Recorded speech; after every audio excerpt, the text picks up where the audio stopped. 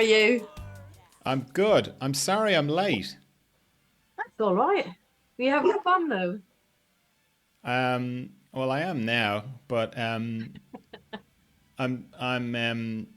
chatting with someone from the UK next week at 1 o'clock, Mm. and in my head I got the two of them back to front. And I was like, oh, I've got plenty of time. It's not till 1 o'clock, and just cruising around. It's all fine. And then I said, I just better check. And then it was like literally 1 minute past the time we were supposed to be there, and I was completely not set up. So I'm amazed I actually got it together as fast as I did. Yeah, I'm impressed then. And you look really cool and calm as well. So Oh, you pulled good. it Yeah. together. Yeah. It's a facade. It's I'm like a swan, under the water. My legs are going like the clappers. Isn't that just life though, hey?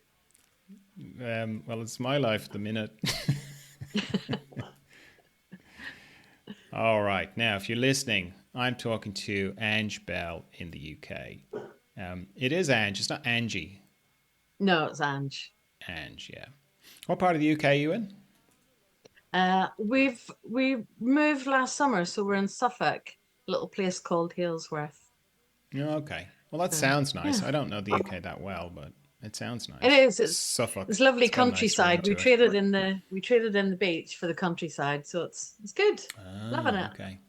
Ah, okay. Where were you before when you were near the beach? We were in Worthing, just on down from Brighton. So Ah, we'd been okay. along the south coast for years, and yeah, we just wanted a bit more space and Yeah, it growing seems to be. veggies, all that kind of stuff. Oh, yeah.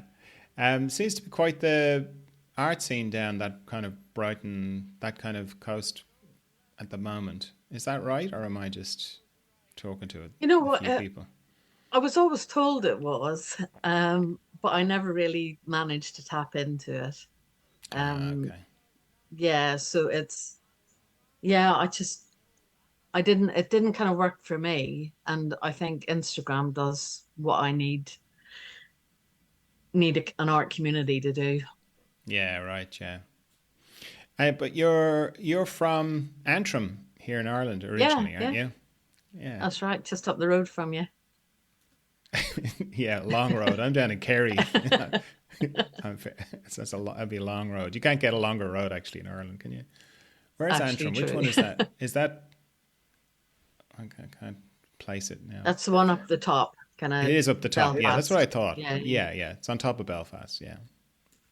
Mm. Right now, just to give you a time context for our conversation, today is Wednesday, the 29th of March, 2023. And for someone listening who hasn't seen your work, Ange, how would you describe your paintings? Uh, Portraits. And well, for me anyway, it's all about pushing the palette and mark making. So I hope that they go past just a standard representation of somebody. Yes. Yes, I think they Does do. that work? Yeah, that sounds good, and I agree. I think they do. Um, okay, so we've had questions come in on social media. This one's from Michael Riddle on Patreon. Thanks for the tea, Michael. He Lovely, says that's Michael. Yeah, Michael, do you? he's a good guy. He says that's brilliant, Ange. He's talking about that you're coming on to have a chat with me. I'd like to know more about your influences from the past as well as contemporary painters, and then in brackets, and whether you prefer chocolate cake or chocolate brownies. Well, you should know the answer to the last one. Definitely chocolate brownies. Um, yeah, from I don't know. I've got a mixed bag of influences really. I mean, I think the most obvious would be Lucy and Freud. But my background was in sculpture, so people like Louise Bourgeois or Anna Maria Pacheco um, would be more influential, even though they're not necessarily painters. Yeah. Um, and then, of course, you have, like a Rembrandt and Velasquez, and that, you just can't get past those people. Um, and contemporary, God, there's so many people out there at the minute that are just acing it. I mean, Colleen Barry, Zoe Frank, you've had both of those on. They're I have. fantastic. Um, Maud Madsen, she's a young artist, really fantastic. acing it at the minute. Connor Harrington's always been a favourite. Hmm. Um, Igor Moritz. There's a whole load of them. I could list you half on Instagram. Yeah, yeah, lovely. So, how did you become an artist? Like, what was the journey like? It was a long one. Yeah, so I did the typical thing, foundation, art studies. I went for a degree in fine art Oh, and then a hang on, just go back to master's when you were a kid. Were you the sort of kid who drew? Did it start that all the early for time, you? Yeah. And all was the it time. drawing or making sculpture? It was drawn. Was always, that's the only thing I ever wanted to do. In fact, whenever I got into A level, my art teacher was like, "You've got to put the pencil down and do something else." And that's whenever I got into sculpture. So I owe that to her. But yeah, I'm quite obsessive about things, and I would just sit and draw for hours and hours and hours. So Right. So it I was was kind I was of, that kid. yeah, it was kind of obvious then you were just going to go from like high school into art college, and that the path was clear, was it? I wouldn't have said obvious. I think it wasn't something that was actively encouraged. Um, and I think being a woman as well, it wasn't seen as a viable vocation. And so again, it was my art teacher, Jane Meanley, that on a parents' evening where they all come in and talk about university and future prospects, she basically set them straight and said, "This is what I was going to go and do." So Ah, I owe okay. a lot to her.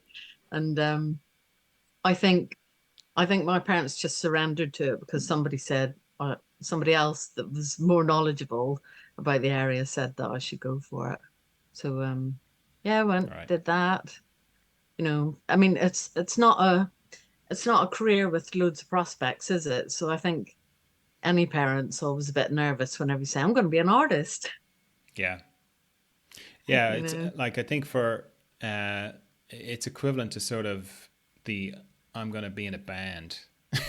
Yeah, It's as out exactly. there for particularly if there's no reference in the family, like if no one else is an artist, and if even you haven't got any extended family who are artists, it's Mm, pretty out there kind of thing to say. yeah, yeah. There weren't any artists in the family, so yeah, it was uncharted waters. But they let me go ahead and do it mainly because I'm so stubborn about things, and I think they just thought, "Ah, sure, she can go and be a Yeah. proper person afterwards." She can get it out of her system. Yeah. Yeah. So you go to art college. At what point did you sort of decide, oh yeah, I think sculpture is actually going to be the thing for me?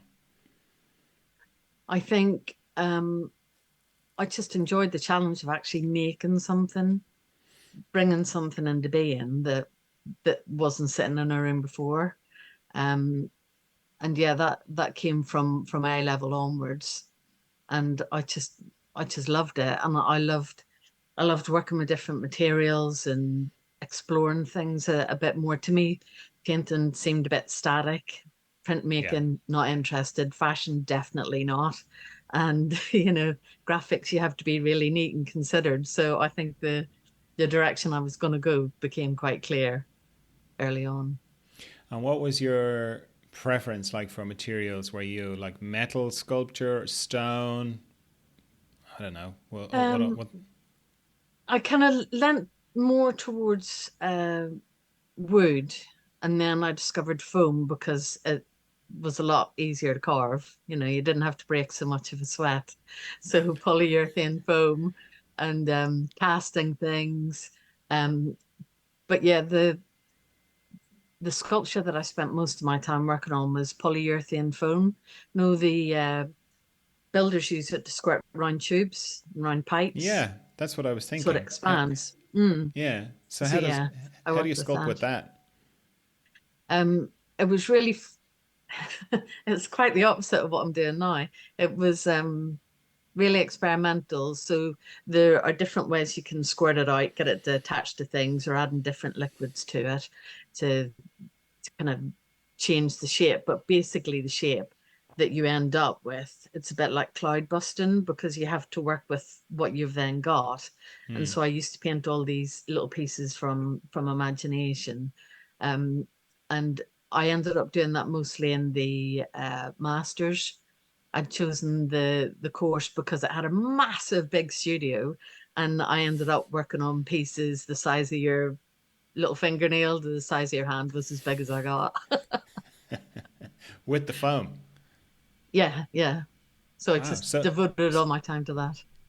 So you'd spray it and then sculpt it, or you'd sculpt it as you sprayed it? Sculpt it as I spread it because once it dries, it sets. Yeah. And these were tiny. Yep, teeny So tiny little pieces. did you have to make like your own little armatures to squirt the stuff through, or does it come that No, small? no, it was. See, this is where I'm going to come across as crazy. So you would get dressmaking pins, you know, that have the rounded end to them, so Yeah. there was something for the foam to adhere to, and then just scoop and whip and drip and Okay. Yeah, work yeah. with it that way I all get it before now. it's set. Right. Yeah, yeah, yeah. So you'd squirt it out and then start working it almost a little bit like clay. Yeah, yeah, Oh, but wow. not as controlled. No, and not as foamy. No. Wow. So, okay, so you're in college, you're doing that, and at what point do you transition to painting? Skip many, many jobs and many years later. um, Jobs and in art or the oh, usual kind of yeah, as if jobs? they exist. No, I did lots of different jobs. I worked as a dental technician, so I made teeth. Okay, That was a yeah, good job. yeah. That was as Transferable close as I could skills, get. yeah. Yeah, yeah, exactly. And that was good crack. I like that. But I then went into teaching and spent many years as a youth worker. And yeah, that was What were you teaching? so I taught art, but also taught there's like it's personal development. Okay, So, sexual health, drug and alcohol issues, how to apply to get into university, all those kind of things. yeah, right. Um, yeah. So it was good. It was a mixed bag, kept me out of trouble.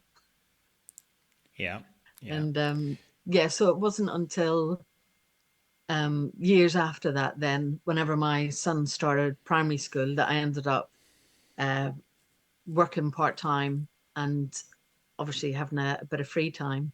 And I just thought, right, I'm going to tear into it. It was a wee shed at the bottom of the garden, sub-zero temperatures. And yeah, got myself in there. And I thought, what haven't I done? I didn't know where to start really. So I just thought I'll have a wee crack at painting because I hadn't really painted before. Yeah, so I had a wee crack at that, learnt from YouTube videos, trial and error, all that stuff. And Yeah. yeah, that was the start of it. Yeah, brilliant. All right. So, um, how does it start for you? Like how do paintings start for you? Like, are you a sketchbook person? Do you write things down, or are you like words? Does it come in words, or how does it begin? It's a bit of a mix, really. I tend to, if you could see my desk and, well, my house in general, there are lots of little notes and stick-it notes everywhere. The smaller the note, the more important it is. Yeah. So somebody opens the back door and that's it. So yeah, I make lots of little notes. But also things like Instagram and Pinterest are really good because you can save lots of different images. And Hmm. so I almost create a little bank of images that I think, oh yeah, I like the way they've dealt with their edge, or I like a bit of their mark making, or I like their color palette. Um, and then I used to work from vintage photographs. That was where I kind of started the whole painting malarkey. And now I access, there's a group called Continual, and they have like an image, a reference bank. So I tap into that.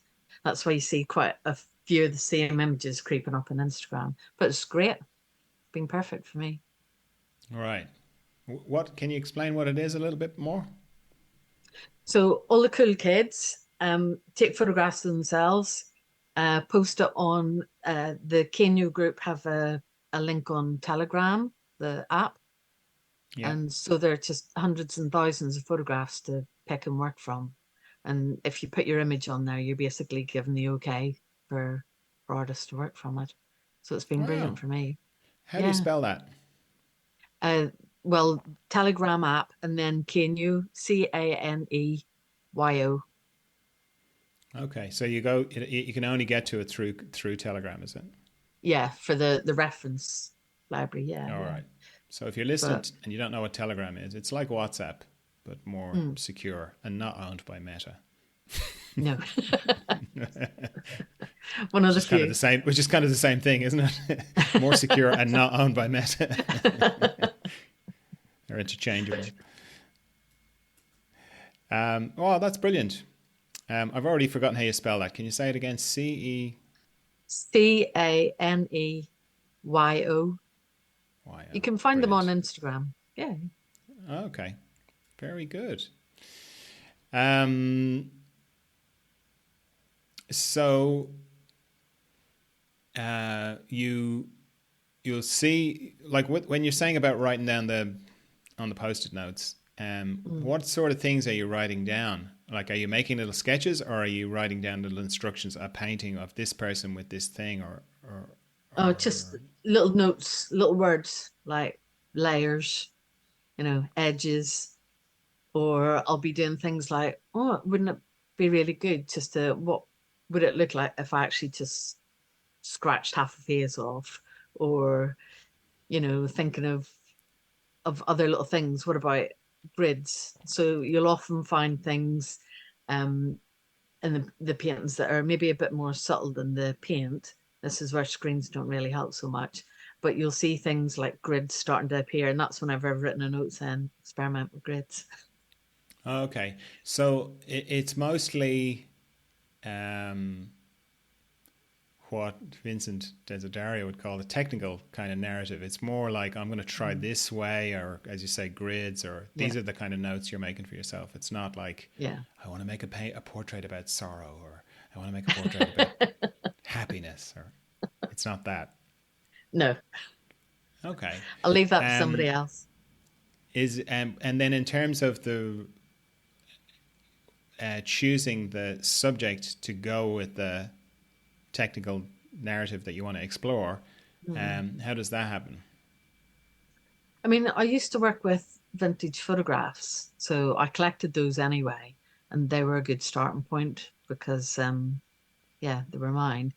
But now it's basically looking at all the images that I said are on the app there, and just there are people that I would never get to meet or paint in real life, and those are the things that attract me. Different face shapes, Yeah. different.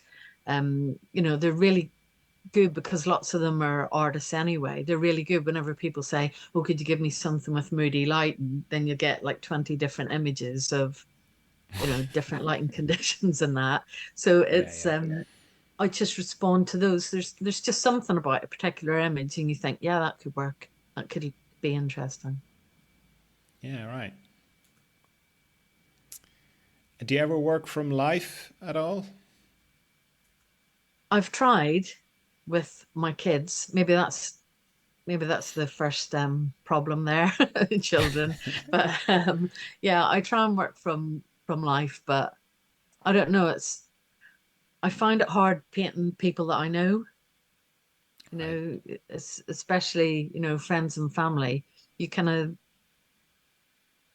I don't know, you know their face, you know the little marks, or the way their lip will sit, all these kind of things. And I think I nearly get too close to it to Yeah. actually make it a successful painting. But you must know that yourself, though, yeah? I know what you're talking about. I haven't done it that much, Mm, but um, yeah, the stakes are certainly higher. I think for me, it was more a case of um, there's a much bigger space for other people to comment on the Mm, likeness yeah. because they would know the person too. And I don't know if that influenced me, but I felt the stakes were higher in some way or something. I think Mm, there was more pressure, but most of the pressure was coming from inside me because, as you say, mm, I knew them so well. mm. And also, it's hard when they're sitting in front of you and they go, "That doesn't look like me." You think, well, actually, Yeah, yeah. Have a look in the mirror. like bless Um, him. There was this guy. It was one of the images you posted on Instagram, Paul, and he's a lovely guy. And he was one of the dads at the playground. all right. Whenever I pick the kids up from school. And I used to look at him and I think, I really like how your ears glow, or the light passes through them. And, his nose would have like a reddish tip to it and stuff. And so I talked him into letting me paint him. And he was really good. And I thought it was a good painting, but I also knew I'd aged him horribly. I'm not a kind painter. So you've got to be careful of these things, don't you? Yeah. Um, so, okay, you've got your reference, you've got your idea for the technical side of it. Do you do any studies or anything like that beforehand, or do you just get straight into it? Just get straight into it. I mean, All right. from my point of view, my time's precious, and I want to get stuck into it. And also, whenever I've tried to do studies, I've preferred the study than the final piece. It kind of loses that bit of spontaneity to it. Yeah, So yeah. no, just get stuck into it. All right. Rachel Petruccello in Rhode Island. Sorry if I slaughtered your surname there, Rachel. I love your work, Ange. Do you have a favorite person to paint? Oh, some of the Kenyu ones I really like. There's a guy called Ignis, and he gives good face, and a guy called Camillo as well. I really like those guys. Um, yeah, and then, with regards to the other ones, I really love painting Francis Bacon. I mean, what a gift of a face to work Yeah, man. with. Yeah, I can't think of anybody who even looks slightly like him in terms of his No, face. It's very unusual. it really is. It's good fun to paint. Yeah, yeah. Um, what does the drawing phase look like? How do you get from the reference onto whatever substrate you're working on? Hmm. It's kind of the drawn bit for me, it's just about mapping out, um, kind of not necessarily detailed features and getting too tight. It's more about mapping out, kind of maybe where there'd be a tonal shift, or something that I need to have registered, because especially with the scale that I work at as well, you could try and do a really super detailed drawing, but once you start getting the brush in there, it shifts. Yeah. So yeah, it's just more of a structure to work from. So it's a rough kind of drawing, is it? Ish, yeah. Do you draw like in pencil or with paint or? No, so I'd draw in pencil, and then kind of select the lines that I want, and I use carbon copy paper to transfer that onto the board so that you don't get all the workings out. Oh, So I okay, so just you'll get do the lines that I a want. sort of sketch on paper, and then you'll do the carbon copy thing with from that onto the canvas. Yeah. Mm. Yeah, so you just get the clean lines. Okay. So I make my mess elsewhere. Um. Right. So, well, Ricky in Dundee. I think Mhm. that not sure whether that's Scotland or New Zealand, but anyway, they're on Instagram. Says, Hmm. why do you trace the drawing? So you So kind of answered it, but just yeah. yeah, yeah, just practicalities really. I used to work on these boards that had like a shell-like surface, and every time you put a mark down, it was permanent, you know. Okay. And I just got into the habit of working that way. And why change if it works? Yeah. Where do you buy your carbon paper? Like it's not the sort of thing you get in office supplies anymore, is it? Or is it? No. I had I had bits of carbon paper for absolute years. You know, whenever you see things and you think, "Oh, I'll hold on to that. I'll be able to use that one day," even though you don't know Mm-hmm. what for, and then used it. And then it's really hard because lots of them now you can buy in the art shops have like really loose graphite on them. So it's just Oh, as messy, you know, by the time you yes. start doing it. But you can get some off Amazon. I can't remember the brand of it. Um, yeah, I find the cheaper ones are nearly better than the art ones. Yeah, I can remember it like vividly. Mm. It's because it's such interesting. Like I remember it as a kid. Like it's such an interesting thing. It's in this special box and it's all black and it's shiny on one side and it's like, oh, that's carbon paper. Yeah. It's magic. But But I yeah, I remember haven't getting seen as it a in years. well, Yeah. that's it. As a kid, I remember it must have been like a little ticket book or something. And so you had your sheet, Oh yeah, carbon yeah, copy paper. And I loved that. I was like, thought it was magic. yeah, yeah. Yeah, my mother used to do a lot of typing, and she Mm. had boxes of it. So it'd be A4 size of it, Yeah, but it was yeah. so thin and feathery stuff. And I think it must have been expensive because I think there was a vibe of "Don't touch the carbon paper." Well, we certainly weren't That's it. given it to play with, even the old stuff. That was it. Yeah. So going back to substrates, what do you like to paint on? So at the minute, I've been using Tintoretto boards. So they're nice wooden boards and just gesso it myself. Um, I've never got on with canvas. It's bouncy, grainy. It's like my worst nightmare. Bouncing and grainy. That's What brilliant. what about you though? Because I know you've been experimenting a bit, haven't you? Yeah, wooden panels at Yes. the moment. I kind of went off canvas. I like the tooth. I just don't like the bounce. Mm. Um, so yeah, and then also I sort of changed the way I was painting. So I sort of switched to these small little 1 foot by 1 foot panels that I Okay. feel like I can get in a headlock.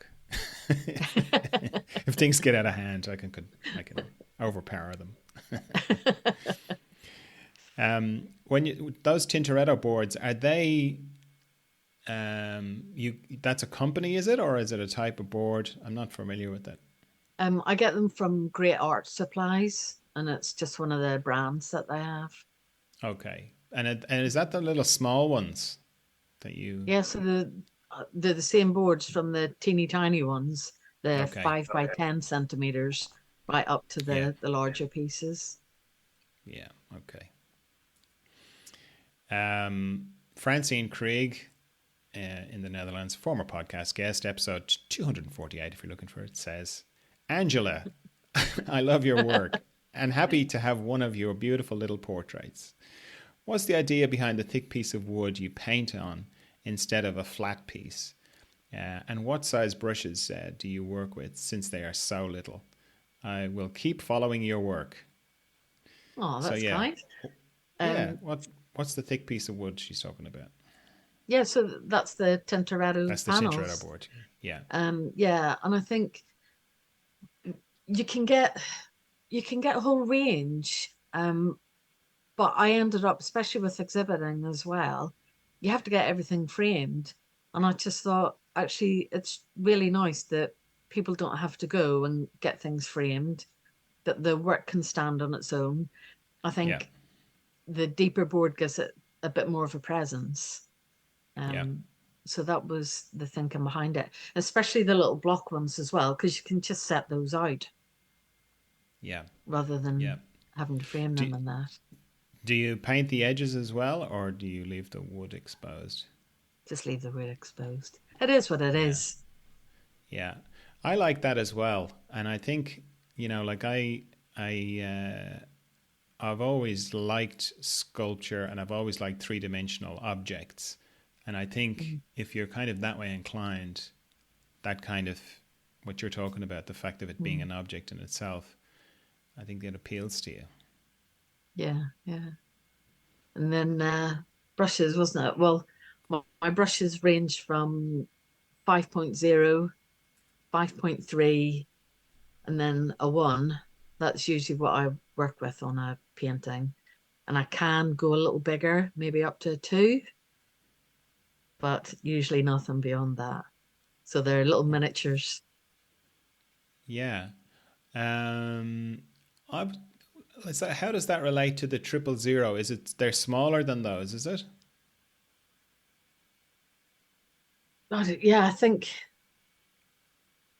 It's like yeah, I think they one might hair be. on each on each Yeah, two hairs. that's basically it. I mean, they're Wow. knackered after one little painting because they're so fine.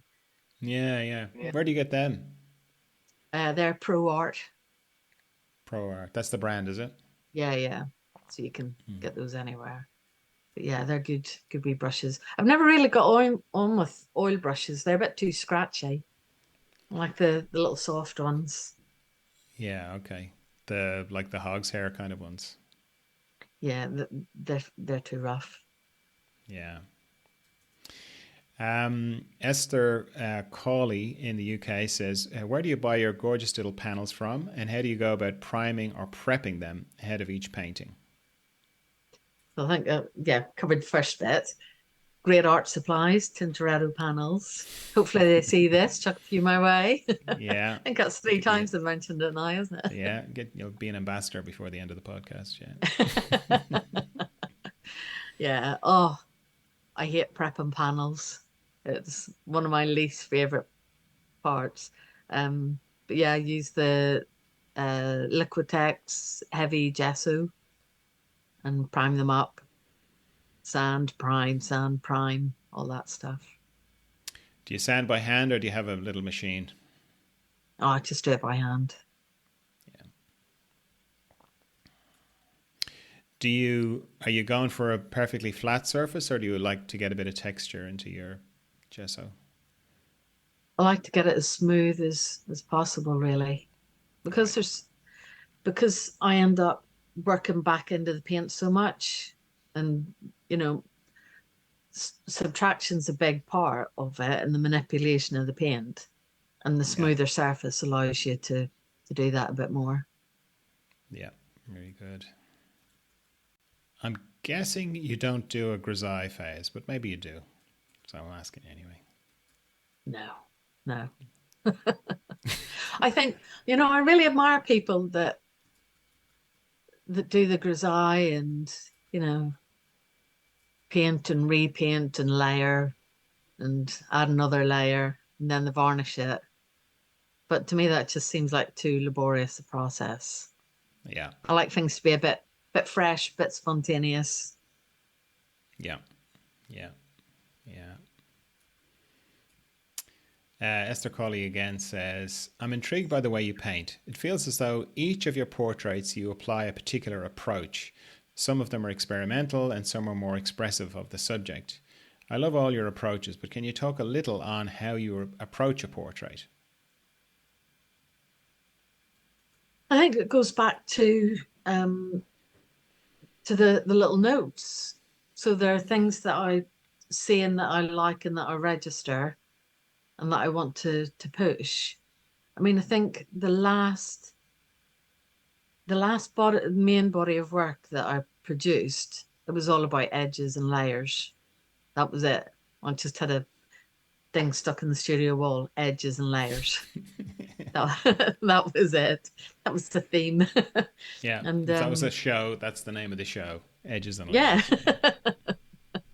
But I think yeah, I was interested to play with those, the hard edge, the soft edge, the broken edge, um, and then working on the layers. So lots of the paintings are kind of manipulated and scratched back into and worked back into, or the paint's dragged off it and then I work over the top of it.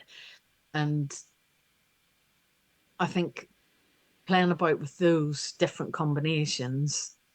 So sometimes I will be a bit more experimental and push it. And then other times you kind of maybe a bit more cautious, or you think actually that works as it is. And Yeah. then other pieces you just think sometimes the ones that work out the best are the ones that I think, oh, I've lost it. you know. There's that element of risk, and you think, oh no, I should have stopped about 20 minutes ago. But sometimes if you I just stick hate that with it and feeling. work on through. Yeah, yeah, right, yeah, yeah. And is it Uh, always oil you work in, or do you work in other mediums as well? I've been playing a bit with gouache, so I've been having a wee crack at that. It's quite nice, but they just, the paint's nearly dry on your brush before you get it over to over to your palette, your painting, But Yeah, I think it's good to play a wee bit with it. But oil's definitely it. yeah, yeah, But what about you? yeah. Do you experiment? Do you work with oils, acrylics, watercolor? I Do you used work to paint across all in, of them? yeah, I used to paint in acrylics, and then I switched to oils, and now it's kind of a mix. I might do the early bits in acrylic if I want to, Mm, or I got into this kind of metallic paint for a while, which I think is water based. Because when I switched to oils first, I did water based oils just because it was mm, nice transition from acrylic. mm, Um, so yeah, this kind of gold. Well, there's different kind of metallic sheens to it, but I think mm. technically that would be considered an acrylic paint, but it's very weird if it is. But I know Are it they is. like the are they like the enamel kind of model paints then? No, no, they come in a little um, jar, little plastic jar. You have to screw the lid off, and Yeah, yeah. uh, yeah, I know there must be water based because you don't mix oil with them. So Mm, I'll do them a layer of those first, and then the acrylic always goes on the bottom if whatever I'm doing, yeah. because it doesn't stick well to the oil. Acrylic is hard, man. That's really tricky. To not make your life easier and just go for oils. Well, I kind of started on acrylics, so I uh, now thinking back on it, I can see how it was difficult, but it's kind of got pros and cons. Like the hanging around waiting for things to dry with oils is great and painful. Yeah. you know, it's great if it's not gone well. It's painful if it's gone well and you're waiting for it to dry to do another layer or something. Or Mm, whereas with acrylics, it's all pretty immediate. But then you have to be pretty quick, and you have to, you can't leave things lying around. It's each kind of painting session it's a kind of or there's an urgency to it. Like mm. everything from mixing your paint to actually painting. So yeah, either I was either's listening. fine. I was listening to your podcast with Signer Yeah, right. and how he ended up working in layers, just like getting it on and acknowledging that the next layer wasn't going to be the same Yeah, color because you have to keep mixing. yeah, brilliant. Sounds exhausting. Yeah, well, he's kind of glazing with acrylic. That's what it sounded like to me. Which, but the results are pretty amazing. So he just puts one layer on top of another, on top of another, on top of another, and he does get all this depth into it. They don't look like acrylic. They look Mm, that's it. something Yeah, I else. think he's got it sussed, hasn't he? I think so. I think he's onto something there. Um, so yeah, I'm guessing you don't. You paint pretty much alla prima. You don't. You're not big on glazes, or are you? No, occasionally I'll go back into something and work it just a little bit more, just a few bits and pieces. You know what it's like whenever you think you're done, and then you look at it again, you think, need to sort that wee bit. Yeah, But I don't yeah, go yeah, back and rework the whole thing. yeah. You just do the small bit. Mm. Yeah. Ilse Britton in Vienna, London, and New York. I've definitely got to change my bio on my Instagram. That's much cooler. Says, good luck. I love his interviews. She's talking about me there. I've got a question. How do you stop yourself getting too controlled or too random to find the lovely freshness of your work? Um, Ilsa's lovely. She's a member of the Contemporary British Portrait Painters. Very good. Um, it's hard, isn't it? I just think lots of it's intuition. I think when you paint 5 days a week, however many hours a day, what 8 hours a day or something, you kind of you've you find a way through it. You have your shorthand for some of the processes, or you can see. Usually, I start with an eye, and I know if I'm getting too tight and too fiddly, then I need to start and loosen it up. It's about that constant push and pull, really.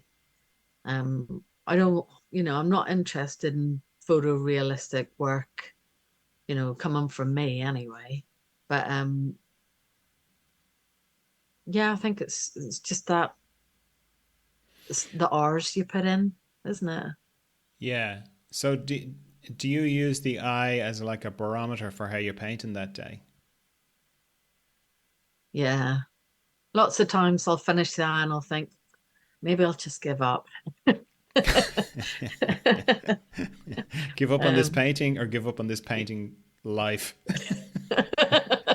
Both depending on the day. Yeah, depending on how the eye's gone. That's it. That's it.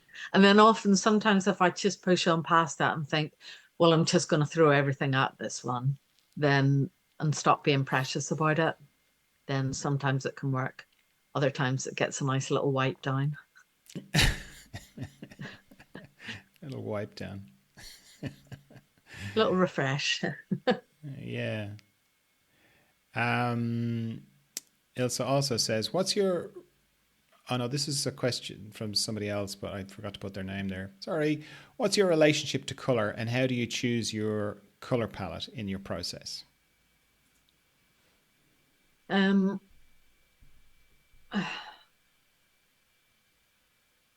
I love color, and I think that shows in the work. I just I like playing with it. I like experimenting, and I there's some artists that will think, okay, I'm approaching a painting, and so I'll mix this color for the face, this color for the main part of the face, this color for the eyes, this color for the shadow, this color for the hair, and maybe some light and darks within that. And I still trip myself up every time because I think, well, I'll kind of mix some little base colors, and often I just don't end up using them. I end up finding one little spot that I like, and I just then dab in and out of that. That's the origins. Because I think every other brush stroke is a slightly different color. Yeah, yeah. Mhm. Do you think that going through the process of sort of laying it all out, that if you didn't do that, you may not find that little puddle that you like? Yeah. And also it's not superstition, it's kind of it's a little studio habit, I don't know Yeah, about you, but I come in, so I have my cup of tea, I get the music or the podcast or whatever set up, and I put all my paints out, and I fill up the white spirit or whatever, get my little bit of kitchen roll, and everything just has to look the same at the start, right. and then I can do whatever. Oh, nice. My lucky So, socks, my rabbit foot.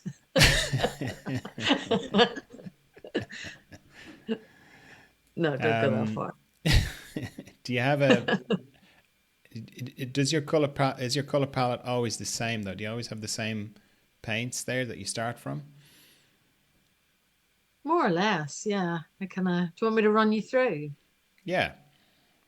Cool. So every now and again, I'll chuck a little something different in, but lately it has been Van Dyke Brown, um, Raw Umber, Prussian Blue, Cerulean Blue. Oh, there's a lovely one Gamblin do called Radiant Turquoise.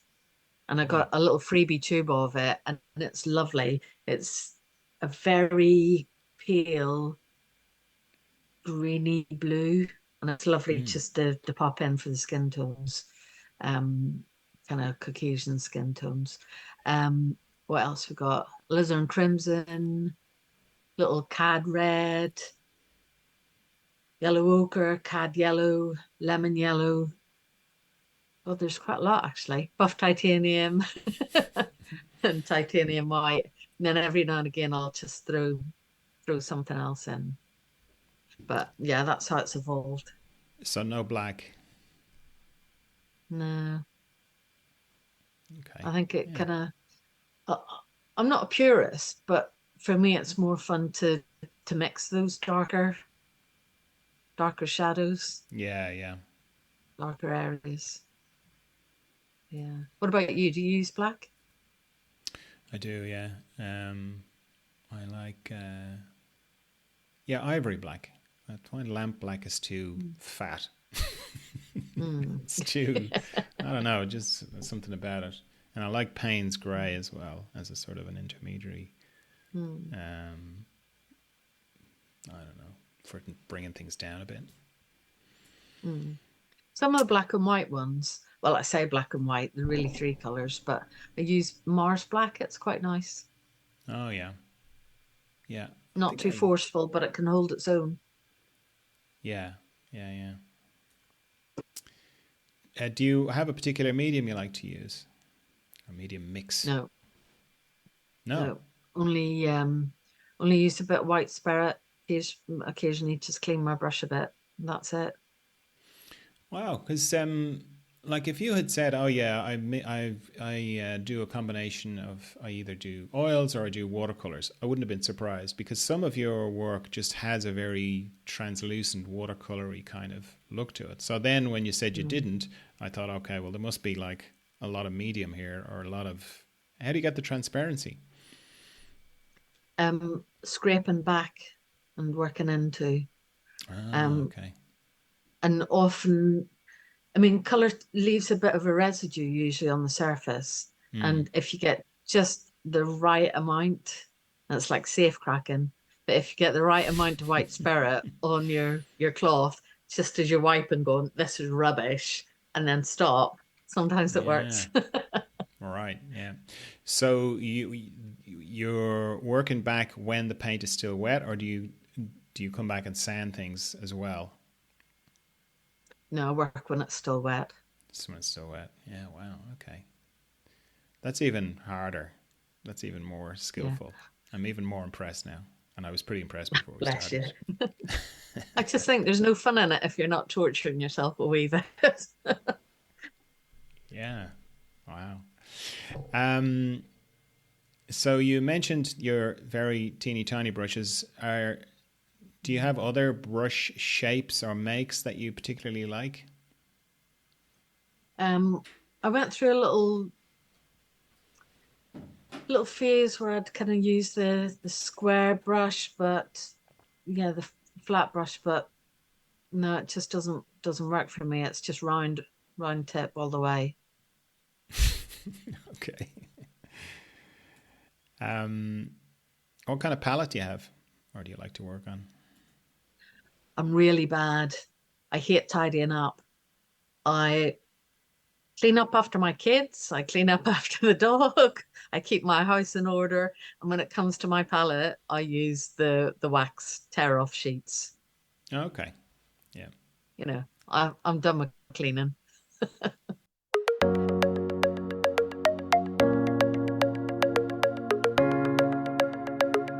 Now, if you're thinking to yourself, God, I'm really enjoying this podcast. I've listened to a few now and they're brilliant. And there's so many of them. And I've learned so much from listening to them. And you know what? If I met that John Dalton fella in real life, I'd love to buy him a cup of tea and have a chat with him. I'd love to do that every month if I could. Well, now you can. The tea part at least, because this podcast runs on cups of tea bought for me by people like you who listen to the podcast and send me the price of a cup of tea once a month through the Patreon account.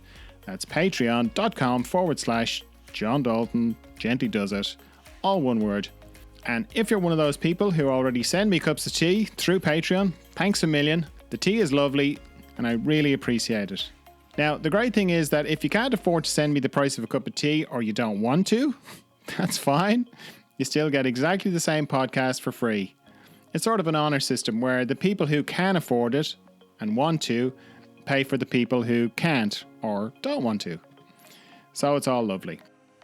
So if you'd like to send me a cup of tea once a month, you can do that through Patreon. I'd really appreciate it. It makes a huge difference to me. And how do you check yourself as you're working? You know, like some artists turn the canvas upside down, or they're working at mirrors, or they'll be taking pictures on their phone, or they'll get their friends in to give them a little bit of feedback. What sort of things do you do? Phone pictures. It's really, well, it's an old tablet. It is dying. I am traumatized by the loss of this this old kind of iPad. I lament it frequently, um, because I can trust it, and so I know whenever I've taken a picture that the lighting in it is pretty close to reality. Yeah.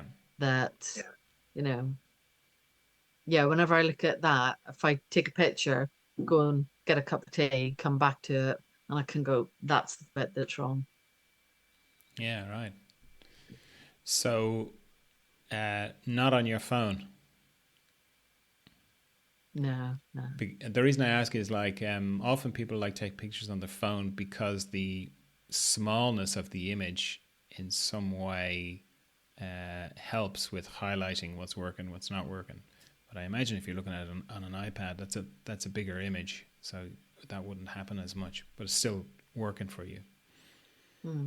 Yeah, but remember, I'm working on teeny tiny scale usually, so it's almost helpful for me. It's flipping it, it's Yeah, making it yeah, larger, yeah. and Okay, yeah, seeing does it translate, because I want my little ones to work just as well as the bigger pieces. I yeah, want to cram in the same amount of detail and technique. So yeah. Wow. You mentioned varnishing. Do you have a varnishing preference? Do you varnish? I I felt the pressure to varnish. You know, that's what proper artists do. And I messed about with Gamvar and tried out a few others. Um, but I've settled on, if I feel that the darker colours have sunk a bit, I'll maybe do a bit of the cold wax medium where you put that on, then buff it up. But yeah, there's just picking little bits of hair out and minute specks of dust and all getting into it. I can't be doing with it. Yeah, yeah. What do you listen to as you're working, Your good if anything? self, for one. Yeah. Yes. I think Clang. Good. Yeah. Well done. Moving no, on. I mean you've Nothing else matters. Yeah, that's all I was looking for there. Yeah. bye. Yeah. uh, um Yeah. no, because I think God, you've had such a great range of artists on. And I think sometimes listening to other people's practice and their approach, um, I think, you know, at times, especially with the, like Instagram and that, everybody's putting their best foot forward. You're not going to show that really shocking piece that you were working on during the day. You know, everybody shows the good stuff. So listening to a podcast where you hear about other artists and just their approach and how they end up working around things and trying to figure things out, sometimes that can be refreshing. I think I've covered the whole of the Desert Island Discs back catalogue. That's a good one. I've been feeling the need to hear voices. Um, and then music. Just I love having music on all the time. But All different types of music, or are you specific? yeah, quite a mix. I like BBC Six music's quite good. They play a range of stuff. The problem is whenever if I get into like select my own playlists, then I just get so obsessed with what I'm doing that I can have the same thing on loop for hours and hours and hours. Mm-hmm. and until I've kind of I'm unable to listen to that music anymore. Yeah. And then Just also, do you find it as well though, even though being a visual artist, you get the stimulation from and drive from other kind of creative fields. Like if I'm feeling really stuck, people like Anna Meredith or Laura Marling or Little Sims or Radiohead, the all-time favorites, where you know them, you know their sound, and then if you listen to the music as it progresses and develop over maybe a couple of albums, you can think they had that bit and they tweaked it, or they've had this bit, reduced it, and maximized another bit. So listening to that sometimes can make me think, come on, G yourself up a wee bit. Do you get that? um, no. No. No, it's more, I think it's more a bit like a soundtrack kind of vibe for me. Not like that I listen Mm, to soundtracks, but different bits of music will have just a particular energy mm, for different things. But like I found with the way I'm painting at the moment that I can't listen to anything, that I just have to paint in silence because I'm listening to myself. I'm listening to what's going on inside me really carefully. mm, Um, but yeah, when I was sort of doing the sort of paintings where I was just trying to get something out of my head onto the canvas in that bit in the middle, which could be a bit boring. Yeah, all sorts of different kinds of mm, music or podcasts or whatever. Very helpful. mm. Yeah. What kind of lighting setup do you have in your studio? Well, at the minute, I don't have a proper studio space because we moved. So uh, I don't have anything set up in particular. I prefer working with natural daylight, even though it shifts. And, you know, like it's the light lately, it's just been so dreary as well. Everything just appears grey. Yeah. But but then in the summer, I end up spending the whole time getting roasted down one side. Yeah, yeah, yeah, yeah. Have you been getting that weird yellow light, sort of towards dusk? If you get a lot of clouds, Mm. you know what I'm talking about? Yeah, yeah. Yeah, it's Yeah, weird. like it's some crappy old school bulb or something. That's a Yeah, really weird yeah, yeah, tinge to it. Yeah. yeah. I don't remember that before, but it seems to be happening a lot more lately. Mm. Maybe it's a warning. Yes, probably one of many that we're all just completely ignoring. Um, how do you name your paintings? Just name them after. If I know the person's name, then that's the Oh, name of okay, the painting. it's built in. Yeah, Okay. exactly. It is what it says in the tin, kind of thing. Yeah, you do add things on a little bit though. It's like Bill and raincoat, or Bill, or what I'm just making this up, but you Yeah, do yeah, add a bit to it as well. But that's pretty much the same thing, isn't it? it's not. yeah, yeah. It's not like you read the name and go, "Oh, I didn't see that before. That Bill had a Yeah, raincoat on." yeah. Didn't notice that big hood. Yeah. Yeah. Renee Fortenberry on Patreon. Thanks for the tea. Renee says, "Thanks for the podcast, John. You're welcome." Renee, it keeps me inspired. My questions for Ange are: I love how expressive your portraits are. Are the abstract parts intuitive, unpredictable, or planned? I think it goes back to what we were talking about earlier, just having little things that I want to experiment and push, little points of registration. I think I don't necessarily start out with the plan as to how it's going to look. I respond to it as the piece is developing. But Yeah, I have like a little toolbox of things that I can dip into and work with. yeah, Yeah. I think if you're too prescribed though, it kind of kills the process for me anyway. I like that element of risk. yeah, yeah, yeah. Yeah, gets boring. Yeah. Uh, our second question is: Did you study anatomy to paint figures realistically? Is it possible to get accurate proportions through observation alone? I think there was maybe a week in foundation studies where we did life drawing, and that was it. There you go, kids. That's all Um, you need. Just a week. yep, done. um, no, I think it's observation, isn't it?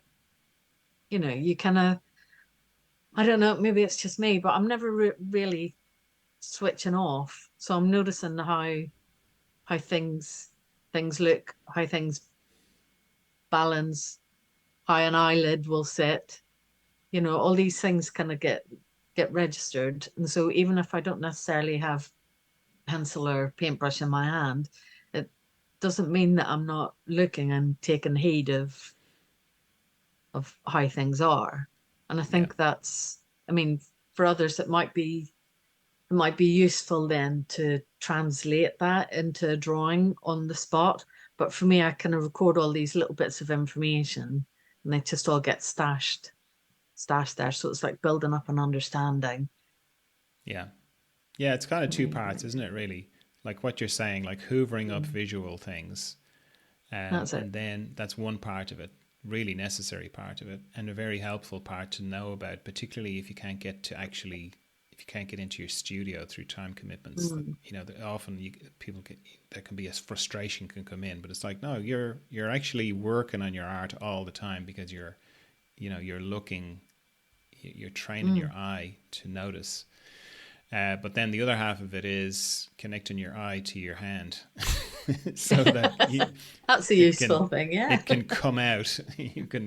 You can get out of all that data that you've accumulated, can start to find a way out in a way that Mm, makes you happy and not unhappy with your results. exactly. Her Renee's last question is: are there exercises just to discover your own style, or does it just happen on its own? Yours is distinctive, and I love it. Oh, that's very kind. Thank you. Um, just paint. Just do it. That's how it happens. Whenever I started painting all those many years ago, I didn't sit down with an actual plan. I knew I knew other artists' work that I liked, and I played about and experimented with my own style and limitations. But I think the more you do it, the more you find your way through. Yeah, There are no shortcuts. I don't think anyway. If there are, I'd like to know. yeah. No, you've just confirmed what any other artist that I've talked to who's had the similar kind Mm. of question. It's like it seems like the worst thing you can do to develop your style is to try and develop a style. It's like once you become Exactly. self-conscious of it, it just stops. But it Mm. seems like uh, the way to find it is to just take note of what you like Mm. and lean into it a little bit, just the things that you Yeah. like, because unless you want to be a clone of another artist, which most of us don't, it'll always be Mm. a mix of different artists and a mix of different things in those artists. And if you lean into all the little things that you like before you know it, without trying to find it, it'll be there. Sounds Yeah. like. Yeah. That's it. Jeff Avila on Patreon, thanks for the tea, Jeff, says, hi, John. Thanks so much for all the podcasts. They are brilliant, in capitals with 2 exclamation marks. Well, thanks, Jeff. I'm so happy you will be interviewing Ange. She is brilliant. That was all in capitals with 3 exclamation marks. My Oh, question he's my is, favorite. do you know Jeff? No, No, but but he's I your new like best him. friend. Yeah, okay. My question is, does size matter? Even her small, very small paintings have such an incredible energy of mark making and character. Does she prefer to work smaller or larger, or does she have a different approach based on size? Thanks again, Jeff. Well, isn't he lovely? He is. Um, um, yeah, I really like working small scale. I think you might have noticed that. Um, yeah, working larger scale is the challenge, for me. But yeah, I think by 5 by, no, hold on, what would that be? About 15 by 20 centimeters is a really good size. And from that, I want to be able to have a certain level of detail, certain level of skill, certain level of exploration and whatever in that size, and be able to translate it into the smallest of pieces, and then my huge ones at 50 by 50 centimeters, which are small for others. But I want to be able to have the same language and the same depth and the same application across all the sizes. Yeah. What's the attraction of the really small ones for you? I don't know. I just There's something that's, I mean, there are downsides. Let me point out for anybody that thinks they're going to get into small scale work. One, you'll knack your eyes. Um, Two, whenever you exhibit anywhere, you'll either find yourself by a handrail or the toilets, because they have this little piece and they walk right and they think, where? Ah, we'll put it there.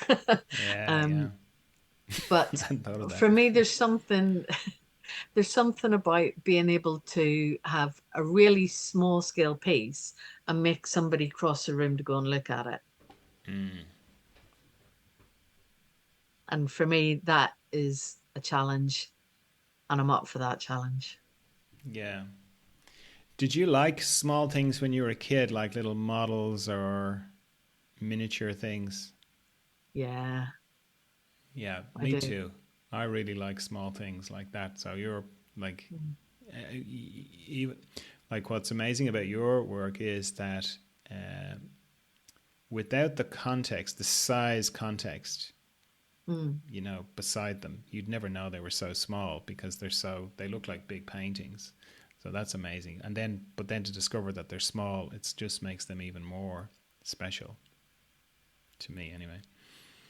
Oh, bless you. Yeah, see, that worries me though. At times people they'll buy a piece and then go, I hadn't realized it was so small. And then it's like, oh my God, did you think you were getting something bigger?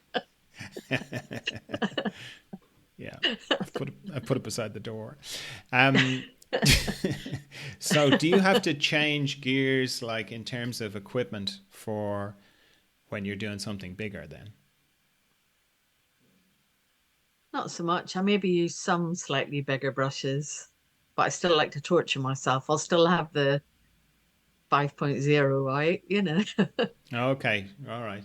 And like I was thinking, I was imagining if it was me, all my brushes would probably the handles would start getting longer the bigger the canvas was. If I was very used to working small. No, little teeny tiny ones the whole way. Okay. Yeah, no, because to get the kind of same gesture and mark making, like in a big scale, is often very hard. It's like that thing of what you were saying Mm, about studies. Everybody likes the studies because there's a lot of energy in the mark making because it's just free and mm, to be able to get that on a large scale can require a bit of engineering. yeah. Well, it's the classic picture of Matisse, painting, and he's about 12 foot from the painting with the paintbrush on his 12-foot long stick. Now, maybe his eyesight was gone, but I don't think so. I think he was like trying to get that same energy into the movements. Yeah. Yeah, I remember that picture as well. And I used to think, I can even control any marks he's making. That was nuts. I know. Well, number one, you'd also have, I mean, because I do a lot of videoing with, like I've kind of got my own kind of extended selfie stick thing, and just even holding that for any length of time, it's, my hand starts, the muscles just go into fatigue. So if he's trying to paint with the even longer thing, I don't know how he was doing that. Maybe it was just a publicity shot. Maybe he was like, yeah, in 100 years, people are going to be talking about this thing that I never actually did. God, he was such an attention seeker. I know. God, glad Instagram wasn't around when he was around. Um, Background Bob on Instagram says, "What's the smallest piece you've ever painted?" Oh, background Bob, they're great, great folk. Um, Smallest Do you know more piece. about them? Tell everybody about them if you know more about them than I do, which is Background Bob, are just good souls. They're so there's a kid called Noah, and he's got a range of different health conditions. And his daddy Nathan, I think it was possibly over lockdown, they set up this little project to raise money for the local hospital. So Noah would be painting some marks on cardboard because he's a great wee artist, and then sending it out to different artists to work on top of, and then they auctioned the pieces off to raise money. And I think they're just due to publish their third book, and loads of artists have been involved, lots of money's been raised. And yeah, it's a fantastic project. And just, you know what, it's really nice to hook up with really good souls, really kind yeah, people that just go, let's throw everything at this and just do something good. So yeah, yeah, love them. yeah. Lovely. So, what's the smallest piece you've ever painted? uh I think I've maybe gone slightly smaller than 5 by 10 centimeters, but that was just some little random board I'd found. You see people painting like guitar picks and that, they can stick with that. I'm not going that small. Do you use the jeweler's things when you're painting that small? You know what I did? I looked like a real idiot. I had all the different lenses, Yeah. the little light on them, and I find it too difficult because even though I could see the piece of artwork, whenever I turned my head to look at the palette, then everything was off. Oh But yeah. I now have Um. Yeah. yeah, now I have no the glasses, the reading glasses you get in all the supermarkets Oh and yeah. shops and stuff. So I got a pair of really good big goggles. So I've been having a crack at that, but it really does spin you out whenever you take them off. Yeah. The ones I was thinking of, I think it was David. I can't remember his surname. Uh, Eckenberg. David. Oh my god. Anyway, Mm, no, these are the ones like they sit on your head. They're just one lens, but they pop up very easily. Like the whole thing, it's like a welder's helmet, except it's not full face. But they're yeah. for jewelers, and they're for that thing that you're talking about because they're always looking away and whatever. And they, Mm. you just get into the habit of lifting them up and down quite easily, I imagine. But if I did that every other brushstroke, I'd lose my mind. Yeah, true. Yeah. Yeah, I did the same though as you. I've got the reading ones, and I just balance them on the end of my nose, so you can kind of look over them very Still, yeah. easily as you need to. It's like a performance piece in itself, isn't it? Yeah, yeah, yeah. Matisse would be all over that. Um, Donna Cowan in Vancouver, it says, Angie Bell, your work is amazing! Two exclamation marks. It's Oh. very inspiring. My question is regarding copyright issues. When you paint from photos whose copyright belong to the photographer, are there ever any problems that arise? I've had people ask me if my work is done from other people's photos and been told that I'm violating their copyright. I've also been told by an art historian that I needn't worry about that. I have noticed that some of your Instagram posts thank the person for their reference photo, so they have given you their permission. But what about people like Andy Warhol, for example? What is your perspective on this issue? It's tricky. It's an absolute minefield, and you look it up and you get, you know, 10 different answers to the one question. I think if the image is really clearly copywritten, say like Getty images I don't use. They're always really clear about uh, their property. Um, I would prefer not to have to use other people's images, but unless it's clearly labeled, then I will use, say, images of Andy Warhol. Um, and to me, because I did read all the ins and outs of it, to me, I am changing the image enough and putting my own spin on it. And I'm not mass producing it. That I I'm hoping, touch wood, that that's the little loophole. Um, but yeah, if people take images like the Kenyo lot, I'm gonna credit them because I know who they are. That's Yeah, easy. yeah, yeah, yeah. Very Yeah. good. Very tactfully answered. Because it is Sure. it is a minefield. I have stepped It on a few of is. those landmines myself. Um, Sharon Fay in New York says, "How does Angie select images of celebrity artists to paint from? Many of her subjects are notable figures whom we know have left this earth, yet she paints them with such dynamism, as if they posed for her directly." I wish. I think it'd have been fascinating to have Francis Bacon sitting in your studio. um, yeah, I think it's all just about the brushwork and just working under the surface. I think that's the real joy about working alla prima, though, is that you can create that energy. And I like to work quite quickly, and I think that comes across. Yes, I hear all that, but it's something about Mm. your work, though. You seem to capture the humanity or something of the person. Is that a conscious thing, or does it just happen? I think I think it helps if you care about what you're painting. You know, this this is a it's twofold really. This is my job. This is how I make a living. This is how I put food on the table. But also I love it. I'm passionate about it. I want to do a brilliant paint and I want to get totally absorbed in it. I want to sit back at the end of the day and think that was a great day. Love painting that eye. I want it's quite selfish in a way. I want to enjoy it for me. And I think maybe that's the thing that translates, hopefully. Yeah. And what about the people themselves, though?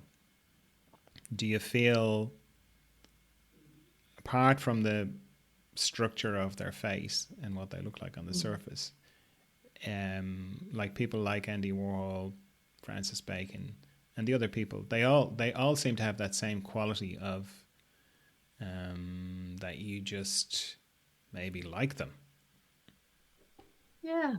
I think I think there's a vulnerability within all these, celebrities that are photographed so many different times. I think Andy Warhol was all about fame, celebrity, the whole kind of 1980s era where it was everyone for themselves, it was money, all this stuff, pop culture. And I just think, but whenever you look at images of him, there's a vulnerability to him that I think comes across for me and that I'm interested in. I think you get so used to seeing images of some people that in a way you don't nearly see them anymore. You Yeah, just see the kind of white hair and you think Andy Warhol, but you don't look and see the kind of pockmarked skin or the fact that he's not a fresh young thing, you know, all these things. yeah, yeah, That makes sense? yeah, yeah, yeah. How do you deal with self doubt? Ah, man. Um, Cry, weep, wail, rant, moan, all of the above. Um, I think that's the hardest thing, isn't it? I think there are times that it can just completely consume you. And it's about letting it into a certain degree, recognizing it, and then pushing on through. I used to walk my daughter to school, and there was an underpass, and somebody had graffitied, "The only way out is through." And I think, yeah, that's it. So you just got to push your way through. Even if you're charging and screaming at it, you just push on through. Yeah, it's a very good thing to ride at an underpass as well. Yeah, I know. Yeah, brilliant. How do you balance being a parent and being an artist? Just practically, how do you do that? Self-discipline. That's what it comes down to, you know, and enjoying each aspect. So one of the great things about being an artist is that I get to dictate my own work schedule, you know, and you know, but then there's somebody else dictating that, and that's the hours between school drop off and pick up. Um, but I make the most of everything. I think I'm really lucky to be in the position that I'm in. So I love being a mum. That's the best thing in the whole world. And whenever I'm with my kids, I'm with my kids and I go at that full tilt. And whenever they're out of sight and I'm sitting working, I go at that full tilt. Yeah, yeah. That's very good. Did you ever go on your big long year long road trip that you had planned before all the lockdowns? No, COVID sort of that. But yeah, it was really disappointing because it was almost like the perfect, well, it turned out to be the perfect storm. It was almost like the perfect storm whereby my son was kind of not at a crucial stage in his high school. My daughter coming up behind wasn't at a crucial stage. There was this perfect window of opportunity All to right, yeah. just go and have an adventure. And yeah, we lost that to COVID. But the whole point in doing it was to spend more time with the kids and be careful what you wish for. We Yeah, got them 24/7. Um, and we thought we'd have that year and then decide where we were going to move, what we were going to do next.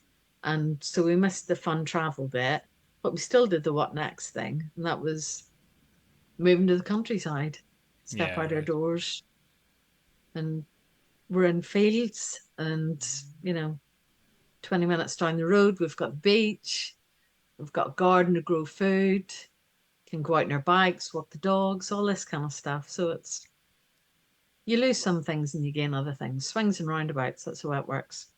Yeah, yeah. What was the last piece of art you bought? Oh God. I can't remember the exact piece, but I did make healthy use of the artist support pledge. Um, because one of the frustrating things about being an artist, though, is that you see so many works that you like, but the point is you don't have any money yourself. And so the artist support pledge, I bought actually probably Simon Chalmers, I think it is.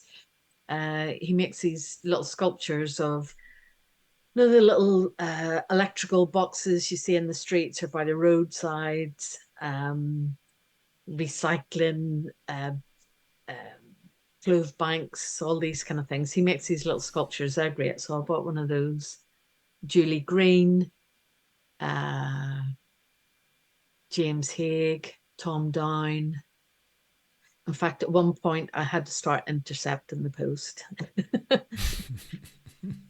and tucking it away until a later stage, and then it just appeared casually on a shelf.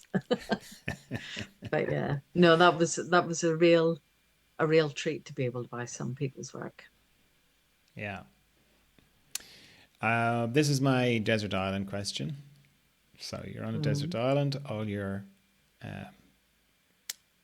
all your necessities are taken care of. Food, shelter, you don't have to do any of that stuff. It's all taken care of. And Hmm. you've got whatever kind of art supplies that you want are there. And reference material. I've had to add that in. Do you still make art that no one is going to ever see but you? Yeah, it's the key to sanity for me, anyway. Um, I think I'd probably mix it up a bit more, though. I think I'd probably go back a little bit more into the kind of sculpture side of things. Yeah. Maybe experiment a bit more. If I could have everything, are you going to give me like a big printing press and all that as well? Sure. Have a crack at that then. Yeah. And as much expanding foam as you like. Oh, brilliant. Maybe I could expand myself a boot, hey? Ah, there we go. There you go. Yeah. I think I'll always create. I had a break for many years where I wasn't really doing much. And I now, when I started back into it, I realized what a difference it made to me. Yeah. So yeah, I think I'll always Yeah. do it. Nice. If there's one underlying theme to all your work, what do you think it would be? Theme. Well, I always say the kind of whenever you're asked in, artist statements, what's the theme? I always say origins and belongings. I think that's it's quite a big all-encompassing one, isn't it? But I think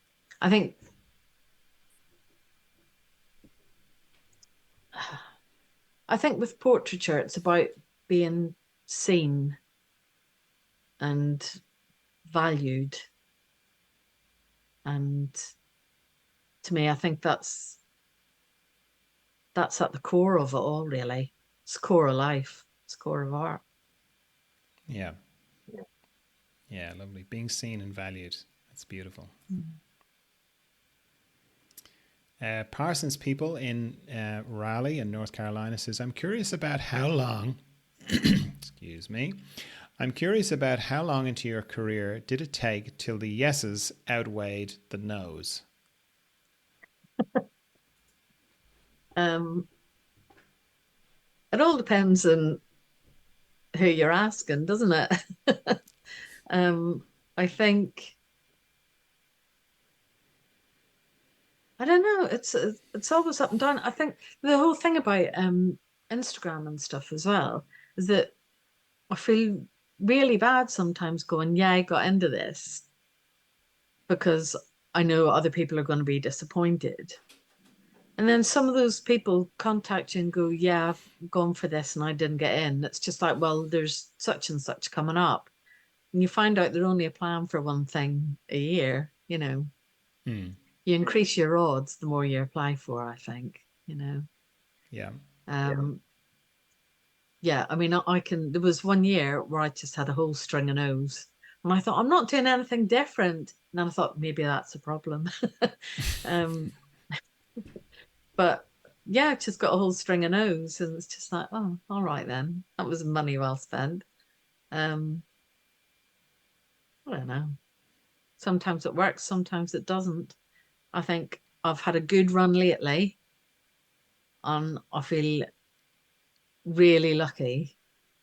But then I applied for the things and I put the work in, so that kind of increases the luck. Yeah. Tom Croft in the UK says, yes, can't wait for this, Ange. I've got a question. How are you so amazing and why don't you charge more? Tom Croft is a wonderful portrait painter and a really nice guy, um, and a complete Egypt. He's the one that set up the portraits for NHS heroes. Right. So yeah, he's a good guy. I love Tom. Um, I don't know. I think it just goes back to what we were saying whenever you were talking about whose art did you last buy? And I think the people that I paint aren't aren't the elite of society, you know. They're especially lots of the Kenya ones. They're all kind of in their 20s and 30s and stuff, probably even younger, lots of them. And I think I could be putting bigger price tags on, but what's the point of that? You know, I earn I earn the money that I need to earn. I think I charge a fair price for the time that I put in. And yeah, why why hike the prices up so much that they become unaffordable? I'd much rather let them go out there. I mean, don't get me wrong though. I do have really expensive pieces as well. And just for Tom, I'll add another zero onto his next purchase. um, but yeah, I have the really expensive pieces as well that, you know, a fair chunk of change. But I think the little ones, they're all over the world. I've got work in Australia, Germany, you know, Spain, America. I'd rather have that than just having a few really overpriced pieces sitting about my house. Yeah. Um, do you sell all through Instagram? Is that how it works? I mean, the Instagram's been really good because I've got a couple of different work streams that go on at the same time. And it's taken me a long time to set this up and a long time to be at peace with it. So I have the Instagram, smaller, affordable pieces. And I like to think of them as little calling cards because Mm. lots of the people that buy one of the smaller, more affordable pieces will come back and either commission a piece or buy a larger piece, because people are taking a risk. They're buying something from a screen. Yeah. Um, and then I have the gallery work. So I've got the little Instagrams, the commissions, and the gallery work. And yeah, okay. So, what sort of price range are the little ones? So the little 5x10s are 150. So I think that's, Sterling. yeah, I think that's all Yeah. right. Yeah. And then the bigger pieces, over 3,500. Yeah. And they're no bigger than, I think you said 50 by 50. That's the biggest size you're working. Yeah, so like the one behind me. Yeah. So, that's centimeters. So, that's nearly 3 foot by 3 foot, a little bit smaller than that if you're Yeah, so listening. Yeah. like Yeah. right between them Okay. all. Yeah. Yeah, but that's a very, I've heard, good few artists say that, of like this idea of making smaller work and smaller in size and smaller in price as a way of, as you say, beginning the relationship with your future collectors. And as they grow in their lives and their capacity to buy bigger paintings grows, then they will buy from you because you've got that Mm, relationship with. They buy something small and you make the friendship, and you know mm. they become your champions in a way, or your patrons in a way. And then as grow, they grow with you. So Yeah. it's very smart. It's well, also it's just investing in that relationship. I need Yeah, people to invest in me so that I can afford to live and produce my work. I appreciate the value, not just monetary value, but the value of somebody buying a piece for £150. And I want that to be a good piece and a good investment for them, whether £150 is loose change to them or whether it's a big investment. yeah, Or, it's important. And yeah, people, I've been really lucky in that people have stuck with me and keep coming back. yeah, yeah. Lovely. And what do you charge for commissions? Around the So same kind of. commissions, yeah, I mean they vary again, depending on size. I keep like I just did a little run of the smaller commissions, same price. That's that's it. The bigger pieces, the kind of most popular ones, the kind of one of the mid-range sizes would be about 875 for one of those pieces. But I try and keep things affordable, but also not to devalue what is Yeah. going into them. So that's Um, £875. mhm. Yeah. Okay. Do you have any tips for managing expectations with commissions? Oh man, I think I think lots of times I struggle to manage my expectations. You know, I've got the I've got a few different types of styles really. I think you can see from the Instagram. So kind of tighter, a little less experimental, a little less of the scratching and kind of over, working into. And so I usually say to people, send me on a few images that you like. And really what I want somebody to say is, you can have free reign. I like your work. Have a damn good crack at it. Um, and so I'm often disappointed when somebody kind of wants something to look exactly like the photograph. Yeah. Um, but yeah, usually by sending people, give me a rough idea of what you like, a few images that you like, then hopefully I can pitch it at the right level. All right. Keep everybody happy. Do you have a big art dream you'd like to achieve before you die?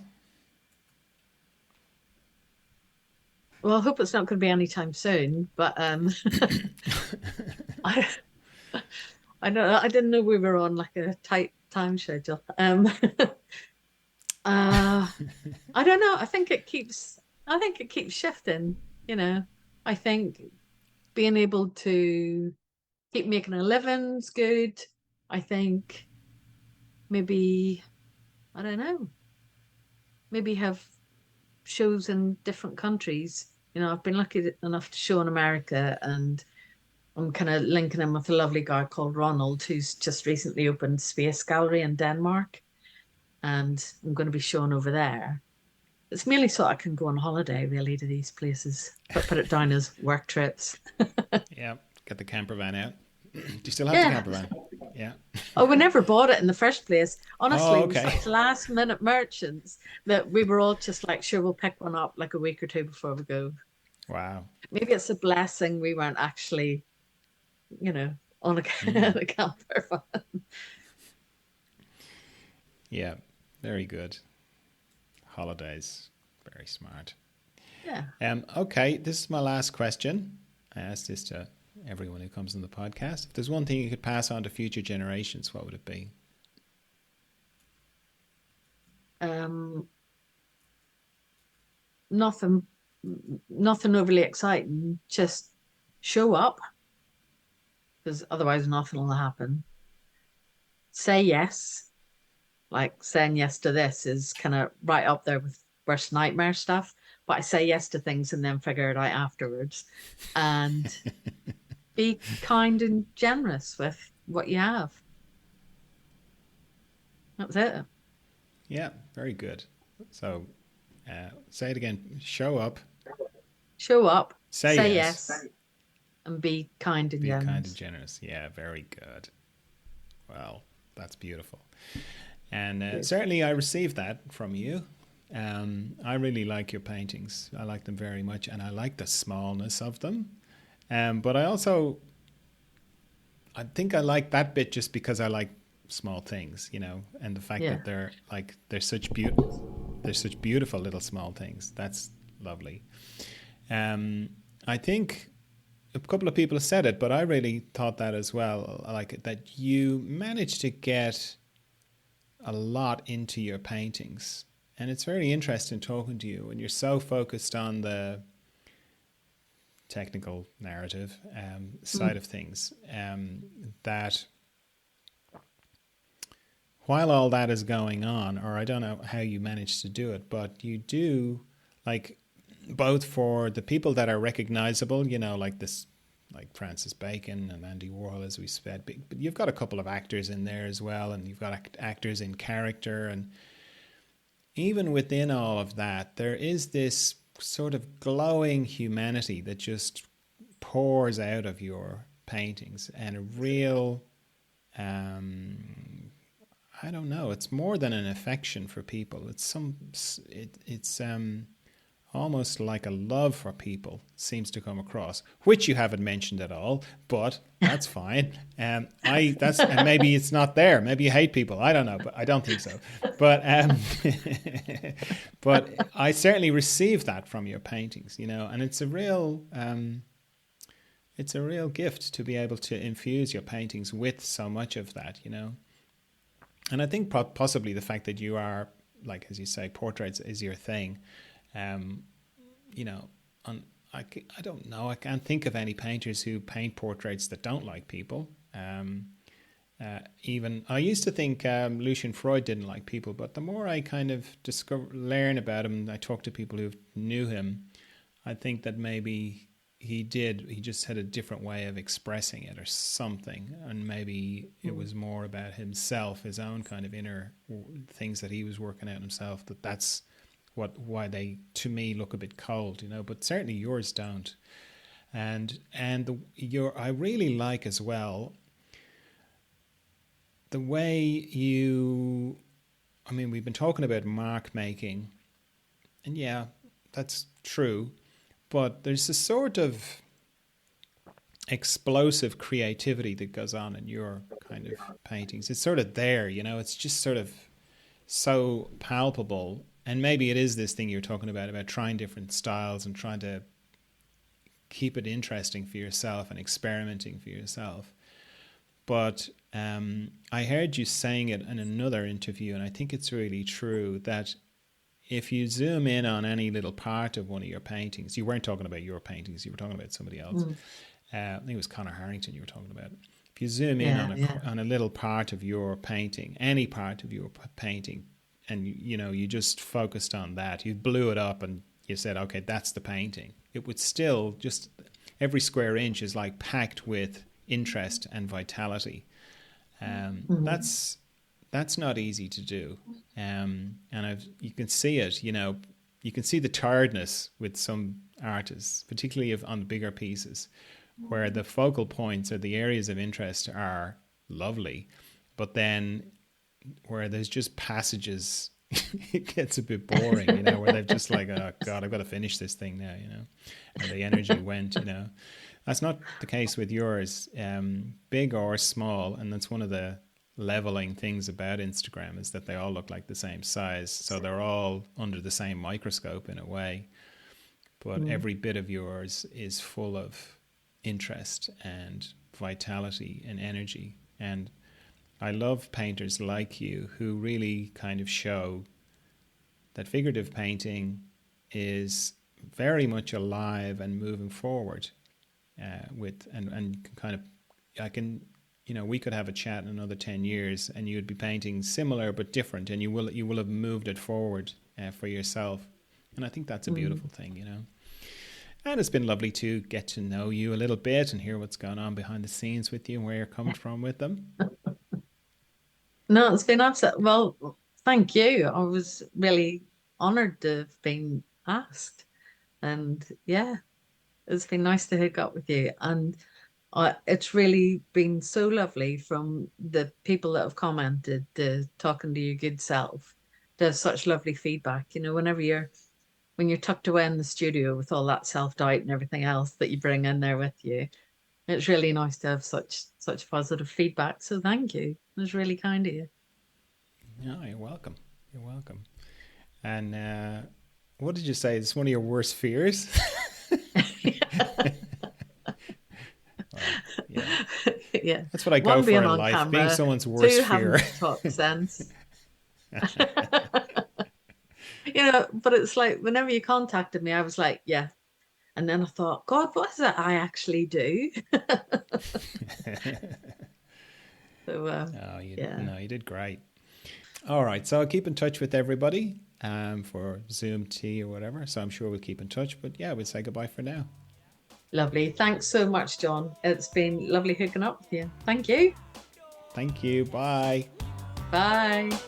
I've never felt this good in my entire life. Make me some spaghetti. Actually, I'd prefer a cup of tea. A cup of tea would be lovely.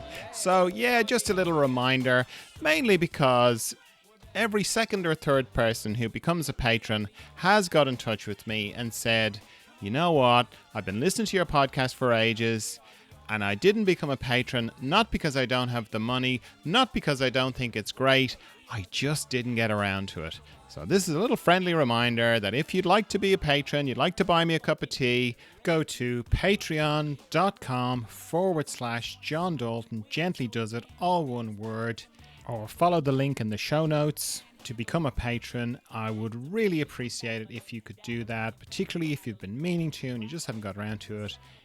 It would be great. It would mean a lot to me. All right, thank you. Bye. We are the Argyle Pimps. So buy us a drink. We're better than you thought, but not as good as we think. We are the Argyle Pimps. So buy us a drink. Come on, buy us a drink. Come on, buy us a drink. We are the Argyle Pimps. So buy us a drink. We're better than you thought, but not as good as we think. We are the Argyle Pimps. So buy us a drink. Come on, buy us a drink. Come on.